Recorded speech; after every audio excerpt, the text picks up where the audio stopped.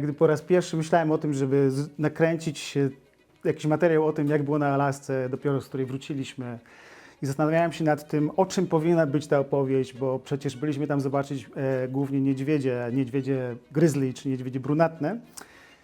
I tak o tym dyskutowałem też z Szymonem, który tam stoi za kamerą w tym momencie, to pomyślałem, że trzeba zacząć jednak od wprowadzenia. Tak? Wprowadzenie, czyli rozmawiamy o Alasce i nie będzie to historia, dlatego że historię wszyscy znają o Rosjanach, Amerykanach, kto kupił za ile i dlaczego, ale są też pewne ciekawostki, które z tym stanem są związane, bo to jest ogromny stan.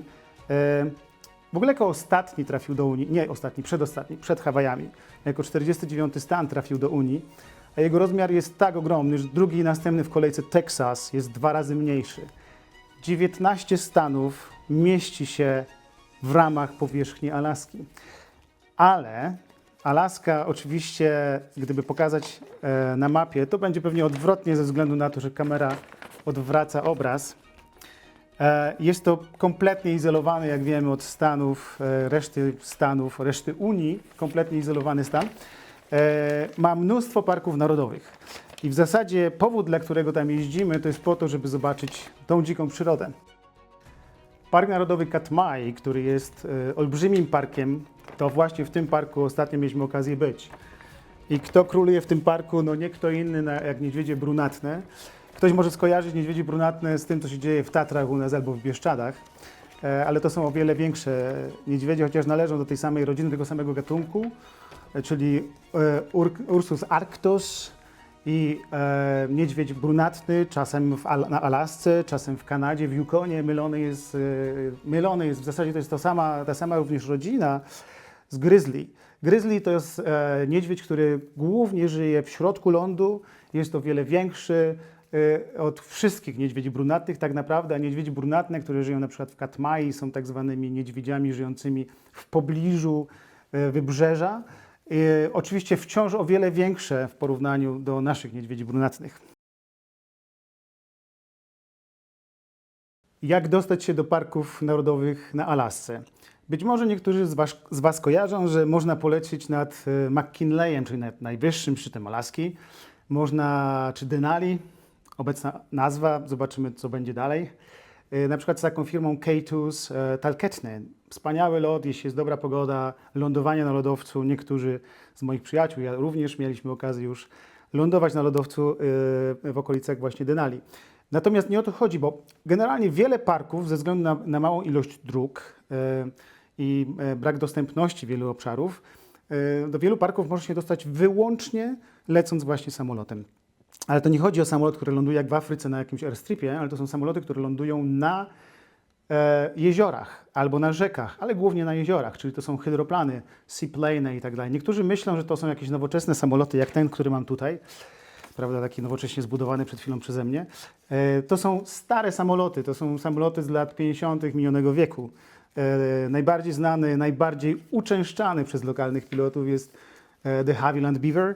Stary samolot, który może zabrać na swój pokład w zależności od układu, siedzeń i tak dalej, czasem 6, czasem 7, czasem więcej osób. Również Cessny, łącznie z Cessną 208 karawan, którą znamy z Afryki. Jak wygląda lot takim samolotem? Czy jest spokojny, niespokojny? Jak wygląda start? The front 2 seats are yellow in a clear bag. Don't inflate the life vest if you're inside the airplane. Wait till you're outside if you need to use one, okay? There's an orange bag in the way back. It's got survival gear in it. There's 6 sacks. Right there is also 6 sacks in front of you. Please don't puke, because I'm going to puke too. Other than that, do not smoke in the airplane, and we'll head up there. Good. You guys good? Right. Okay, there's earmuffs for everybody. Yep. If you want earmuffs, the airplane is pretty loud. No jest dosyć fajnie, bo trochę jak na Malediwach, czyli wiadomo, że samoloty startują na rzece, to są takie taksówki powietrzne i w którymś momencie, gdy już prawda, odbiją się, czy oderwą się od rzeki, od wody i tak dalej, zachowują się jak każdy inny samolot. Jest dosyć głośno w środku, bo są to silniki bardzo głośne, stare, jak mówię, ale niezawodne. W związku z tym wiele osób lata w słuchawkach.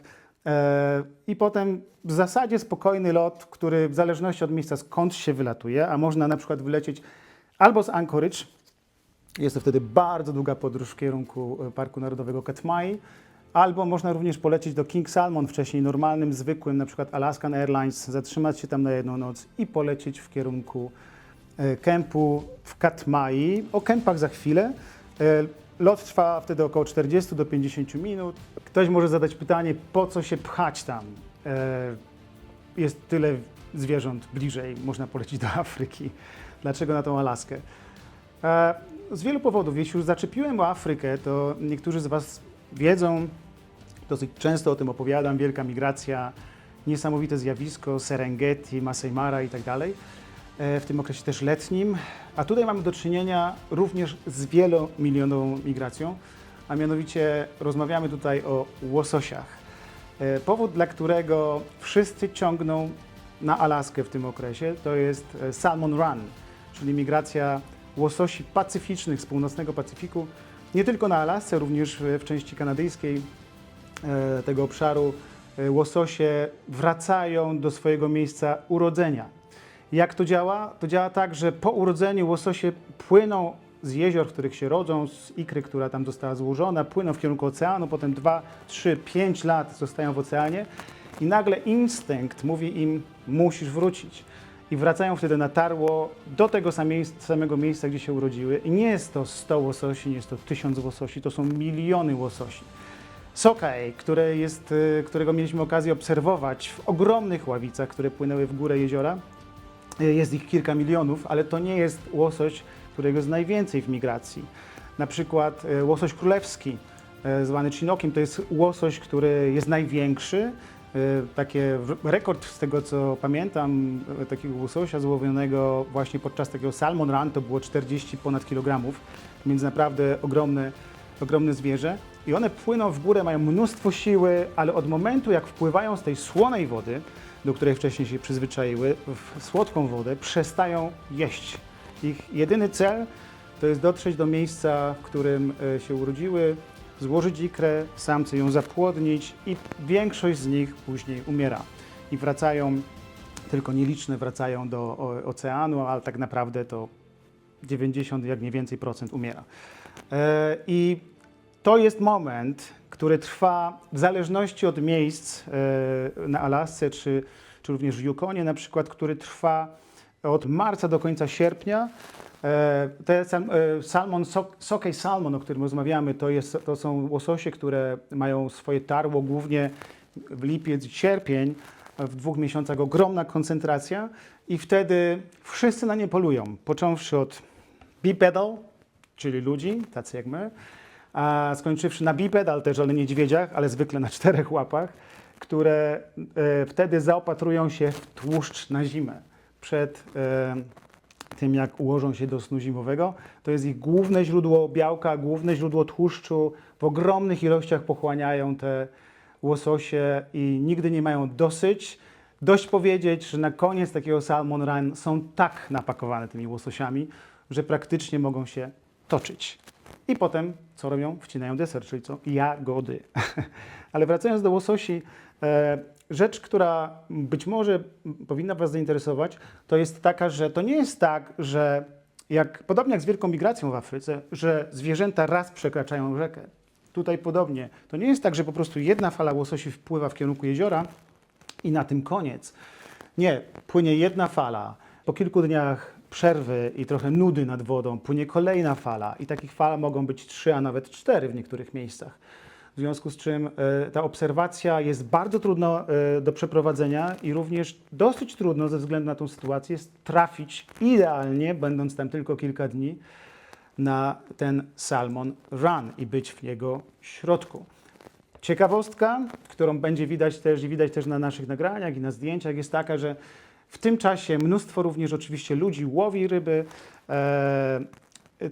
Zwykle to jest catch and release, ale również mnóstwo jest łowionych komercyjnie tych ryb. Natomiast inną rzeczą jest to, że łososie, podobnie jak niedźwiedzie, absolutnie nie robią sobie nic z tego, kto ich otacza. Nie zwracają uwagi na ludzi, nie zwracają uwagi na inne zwierzęta. Owszem, niedźwiedzie potrafią ze sobą walczyć. Dochodzi wtedy do bijaty tego konkretnie złowionego łososia, ale nie zwracają uwagi na przykład na ludzi kompletnie. Ludzie potrafią być bardzo blisko niedźwiedzi, również bardzo blisko de facto łososi. I te zwierzęta nie zajmują się ludźmi w tym czasie.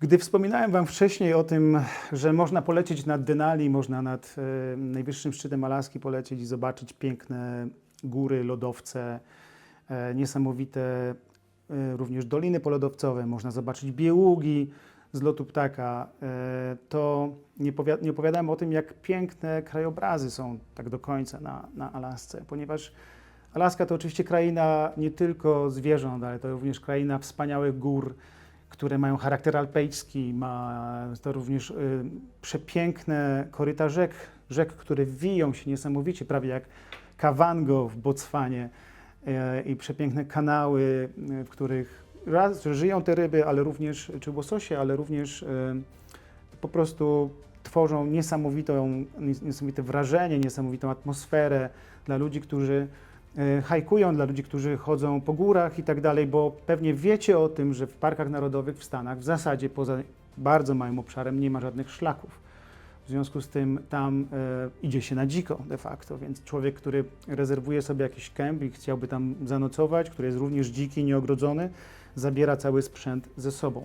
Ale w każdej z miejscowości, w której bywamy, od Fairbanks przez Seward, poprzez Talkeetne i jeszcze inne miejsca, można doświadczyć niesamowitej przyrody, można wypatrzyć łosie na mokradłach, można oglądać lodowce, które się cielą, można oglądać wieloryby hambaki, o których opowiadałem też i o tym, jak po prostu łowią grupowo, wypuszczając bąble powietrza, łowią ryby. I do tego oczywiście puffiny na Chinswell Islands, które są dosyć oddalone od Seward. W okresie, w którym jeździ się na Alaskę, tym głównie okresie wakacyjnym, gdy jest już ciepło, jest też tak, że jest otwartych mnóstwo dobrych restauracji, które są zaopatrywane właśnie w świetne owoce morza, w kraby alaskańskie słynne, łososie, które nie są hodowlane, a dzikie, prawda, halibuty, również wiele innych ryb, do których jest tam ogromny dostęp. I to też jest pewne przeżycie kulinarne. Jest to prosta kuchnia, trzeba powiedzieć, to nie jest nic wykwintnego, ale przez to, że jest naturalna, że jest dzika, nazwijmy to, to wszystko jest smaczne. I są też takie klimaty, które polecam, taki King Salmon, miejsce, gdzie po prostu czas się zatrzymał 40 lat temu, prawdopodobnie jeżdżą samochody z lat 70., często z wybitą szybą przednią lub tylną, nie sądzę, żeby to był niedźwiedź. Przerdzewiałe, tworzą niesamowitą atmosferę. W lokalnym pubie, gdy do niego wchodzimy, absolutnie jest to klimat z przystanku Alaska. Także kraj ten, czy tak krainę tą, może ten stan w Ameryce odmienny, jakże odmienny od tych, które znamy, również z pięknych parków narodowych, ale jednak kraj północy, kraina północy, która w zimie jest ciekawa też przez to, że, przepraszam, że nie kończę, przez to, że mamy do czynienia oczywiście z zorzą polarną, że mamy słynny Iditarod, czyli znakomity wyścig psów zaprzęgowych na 1000 mil, z tego co pamiętam. To są również wydarzenia, które przyciągają ludzi i wtedy na 100% turystów albo nie ma, albo jest ich niewielu. Jest wiele ciekawostek, które można obejrzeć. Nawet Anchorage, które nie jest jakimś pięknym miastem, ale jezioro Hood uchodzi za największy wodny port lotniczy świata, ponieważ jest tam mnóstwo awionetek i hydroplanów, które stamtąd startują w różne miejsca Alaski. Skoro mowa o zdjęciach, to oczywiście każdy zapyta, podobnie jak podczas safari afrykańskiego, jaki sprzęt zabrać ze sobą, aby było dobrze, aby zdjęcia wyszły ostre, aby nie musieć podchodzić zbyt blisko do zwierząt i tak dalej. No, dzisiaj na rynku jest mnóstwo świetnych rozwiązań. Może nie chciałbym się nawet koncentrować na konkretnych brandach, chociaż wszyscy wiemy, kto jest w pierwszej trójce.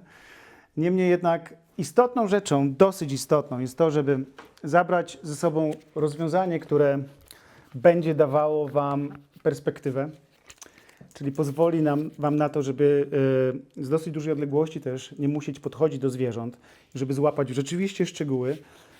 Więc ważne jest to, żeby nie tylko to był długi obiektyw, ale żeby ten obiektyw miał również świetne światło, dlatego że to oczywiście pomaga, zwłaszcza gdy mamy złe warunki, bo może być szaro, może być buro.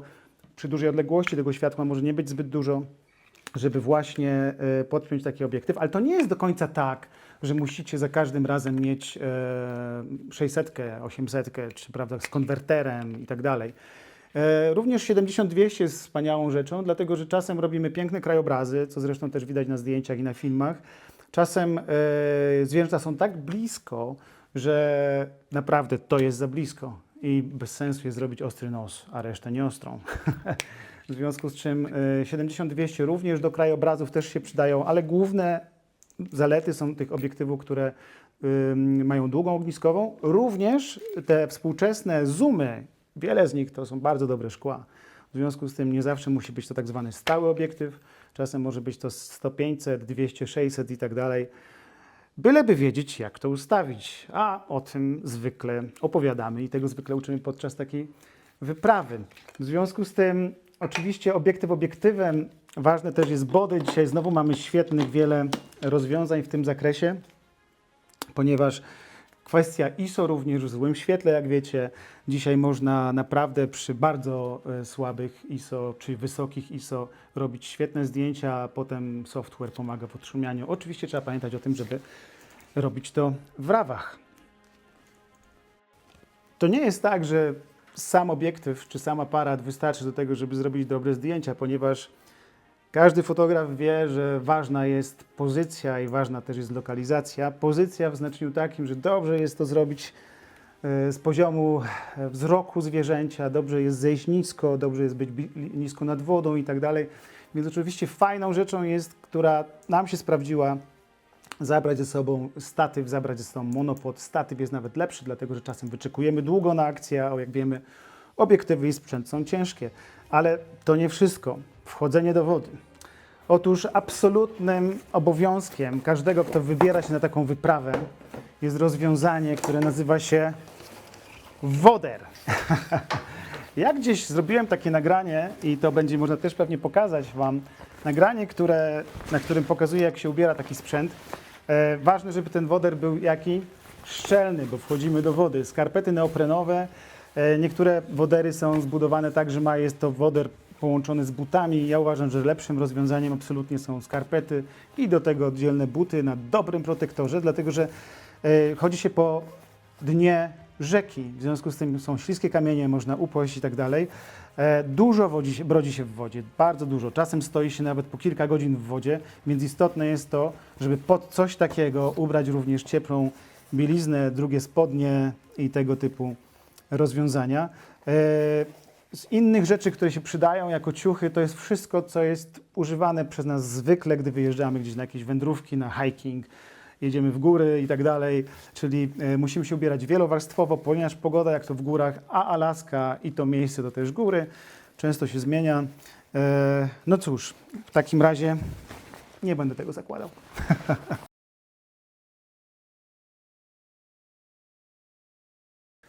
Ktoś pewnie pomyśli, że chodząc cały dzień w takich woderach, to człowiek naprawdę prawdopodobnie jest zaparzony po całym dniu i nie pachnie zbyt przyjemnie. A zatem dwa słowa o życiu w kempie. Ja trochę zmienię w związku z tym układ sił. To jest tak, że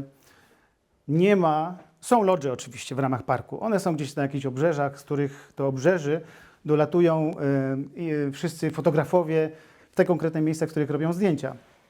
Natomiast my mieszkamy bardzo blisko, dosłownie kilka kroków od miejsc, w których żyją niedźwiedzie, a tak naprawdę niedźwiedzie potrafią nas też odwiedzić. Kempy są ogrodzone takim prowizorycznym płotem elektrycznym zasilanym niestety z baterii, ponieważ tam nie ma dostępu do prądu. I a propos baterii, to jest super istotna rzecz w temacie również Waszych kamer i Waszych aparatów i zasilania tych aparatów, dlatego że trzeba mieć mnóstwo baterii. Wiele kempów nie posiada żadnego solara ani żadnego możliwości ładowania tych baterii, w związku z tym trzeba być przygotowanym.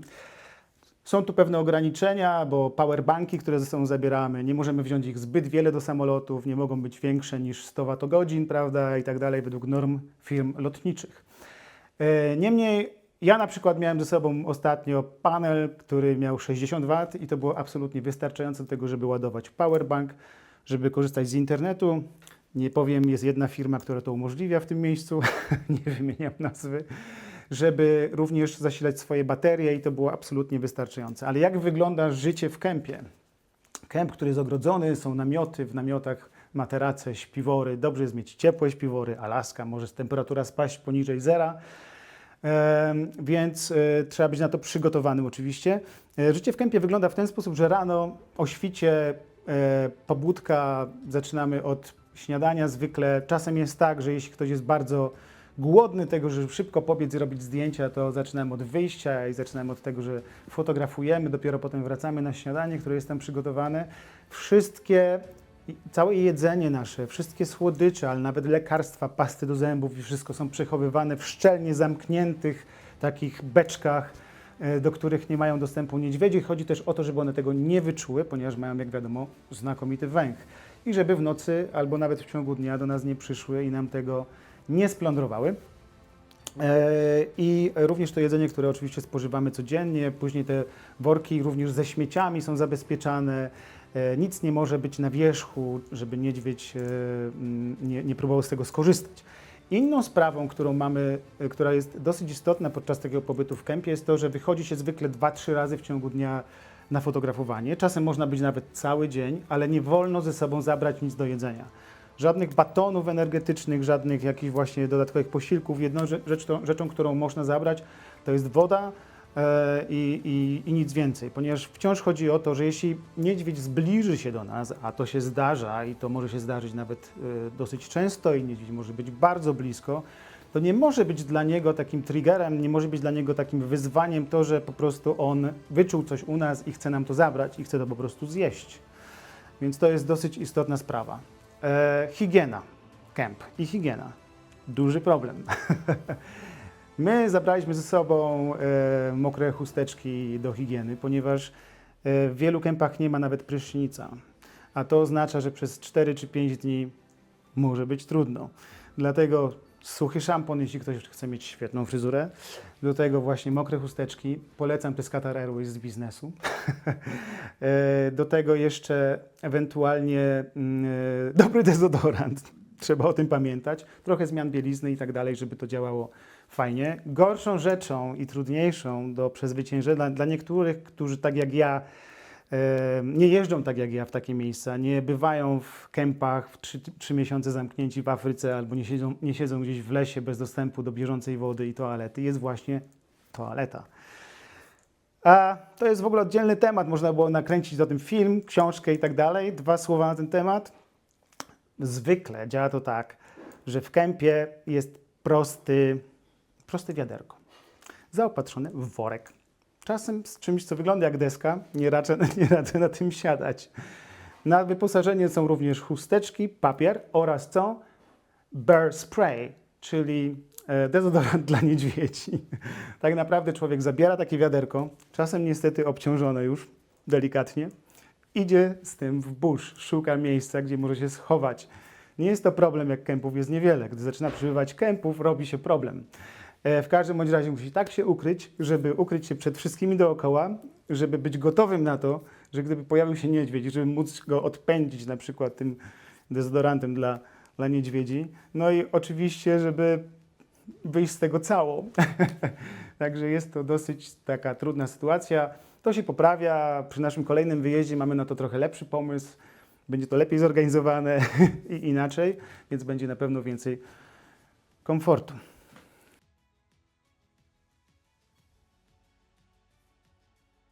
Słuchajcie, powinienem powiedzieć, tak pomyślałem, że powinienem powiedzieć 2 słowa więcej o samych niedźwiedziach, bo w końcu to one są głównym obiektem naszych dociekań, doświadczeń i fotografowania na Alasce. Choć, chwila przerwy, otóż mieliśmy okazję również zobaczyć przepiękne polowanie wielorybów, humbaków na przykład na śledzie. Jest mnóstwo również orłów, wydr olbrzymich, mnóstwo jest dzikich zwierząt, ale wracając do wilków. Wracając do niedźwiedzi, otóż a propos niedźwiedzi, sorry, to nie jest niedźwiedź, sorry, to nie ten gadżet, to jest niedźwiedź mojego syna, który ma 18 lat, właśnie mój syn teraz kończy. Widać, że ma 18, podszywany i tak dalej. Wracając do niedźwiedzi brunatnych, jak powiedziałem wcześniej, niedźwiedzie grizzly żyją głównie wewnątrz kontynentu, niedźwiedzie brunatne, które są mniejsze od gryzli, żyją bardziej na wybrzeżu. Otóż to jest tak, że jak wiemy, niedźwiedzie oczywiście zapadają w sen zimowy i hibernują się, czekając na wiosnę, na lato i tak dalej. Ten okres godowy wypada między mniej więcej majem a lipcem i wtedy taka samica niedźwiedzia ma około 2 tygodni, ruje i w ciągu tych 2 tygodni dochodzi do bardzo intensywnej kopulacji między 3 a 4 dni właśnie niedźwiedzicy z samcem. Podobnie jak to na pewno znacie z moich opowieści z Afryki, zdarza się sytuacja, jak przy na przykład lwach, że samce lwów potrafią zabijać młode lwy po to, żeby samica ponownie była w rui, tak? Ponownie była możliwa do zapłodnienia. Tak samo może się dziać wśród niedźwiedzi niestety. Dlatego też matki, które są bardzo związane z młodymi, starają się je chronić również w ten sposób, że dosyć często są bliżej siedzib ludzkich, bo samce boją się podchodzić do siedzib ludzkich. Pozostało w ich głowach, że kiedyś dwunogi czy stworzenia dwunożne dużo na nie polowały. Wciąż zresztą niestety w niektórych miejscach, również na Alasce, na niedźwiedzie się poluje. Ale wracając do tematu właśnie rozrodu, zwykle samica rodzi 2 młodych, 3. Zdarzają się przypadki, takie były zanotowane kiedyś w przeszłości, że nawet ich 6 młodych potrafi urodzić. I one zostają z matką 2 do 2,5 roku po to, żeby nauczyć się, jak przetrwać, żeby nauczyć się, jak polować i tak dalej. Ale ważniejszą też rzeczą jest to, że w tym okresie, gdy przebywają z mamą, bardzo długo są karmione przez matkę, ponieważ niedźwiedzica ma jedno z najbardziej tłustych pokarmów, czyli mleko tłuste. I to nie jest tak jak w naszym przypadku 3,2% w kartonie, tylko to jest 25% tłuszczu. To wciąż nie jest rekord świata, bo jak wiemy, wieloryby potrafią mieć 50, a najbardziej chyba tłuste mleko ma foka szara, ponad 50% tłuszczu w tym mleku, ze względu na oczywiście warunki, w których wychowuje swoje młode. Więc na takim mleku, na zajadaniu się łososiami, na które się uczą polować, potem jagodami i tak dalej, te niedźwiedzie bardzo szybko rosną. Zatem, gdy zobaczycie podczas takiej wyprawy, na której jesteście z nami, czy będziecie z nami, czy pojedziecie sami, gdy zobaczycie taką sytuację, gdzie matka idzie z młodymi, oczywiście to jest najbardziej trudna sytuacja dla nas jako obserwatorów, dlatego że trzeba być gdzieś dosyć daleko od takiej sytuacji, żeby niedźwiedzica nie poczuła się zagrożona i nie chciała bronić swoich młodych, ponieważ jak wiecie, niedźwiedzie mają potężne nie tylko szczęki, kły, ale przede wszystkim pazury. To znamy nawet z filmów fabularnych, których tutaj nie będę może przytaczał. A zatem kolejne wyprawy przed nami, bo przed nami co najmniej 2 grupy, jedna z nich już jest zajęta, gdzie będziemy jechać znowu w kierunku Katmai. Tym razem zupełnie inaczej tam dotrzemy, nie będziemy lecieć do King Salmon, tylko zaczniemy z innego miejsca. Ale również planujemy, jest jeszcze druga grupa, do której można dołączyć. Grupy są niewielkie, bo zwykle nie zabieramy więcej niż 6 osób. Do tego jest przewodnik również oczywiście. Nie martwimy się o nic, ponieważ wyżywienie pełne i zabezpieczenie również, i bezpieczeństwo również zapewnione przez lokalnych rangerów. Ale myślimy również oczywiście o Kodiaku, czyli o tej wyspie słynnej, o zupełnie innym podgatunku niedźwiedzia brunatnego i gryzli. To właśnie to jest ten niedźwiedź z wyspy Kodiak. Wracamy w kwietniu na niedźwiedzie polarne i wybieramy się ponownie na Baffin Island w Kanadzie. Jeśli ktoś ma ochotę, zapraszamy.